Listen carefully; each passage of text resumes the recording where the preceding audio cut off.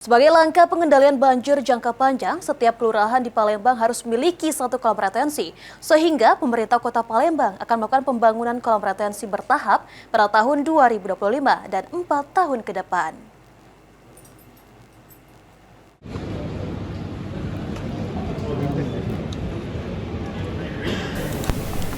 Sebagai langkah pengendalian banjir jangka panjang, setiap kelurahan di Palembang harus memiliki satu kolam retensi.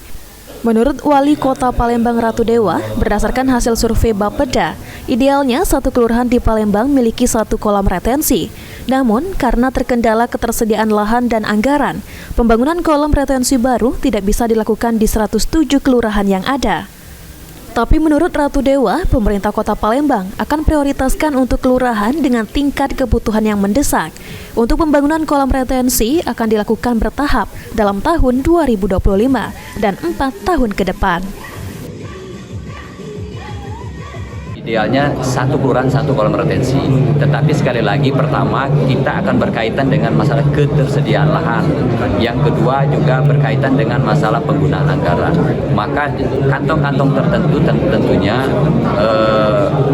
bisa pokoknya ada 18 kecamatan atau 107 kelurahan. Ada beberapa kelurahan yang memang membutuhkan percepatan membangun kolam retensi, kita bangun sehingga tidak harus 107, tetapi 107 itu mana yang tempat tertentu. Nah, ini yang menjadi prioritas kami. Ditambahkan Ratu Dewa, jumlah anggaran yang disiapkan masih akan dikaji lebih lanjut. Lantaran perlu dilakukan penghitungan kemungkinan pembebasan lahan jika pembangunan kolam retensi dilakukan di lahan yang bukan milik pemerintah Kota Palembang.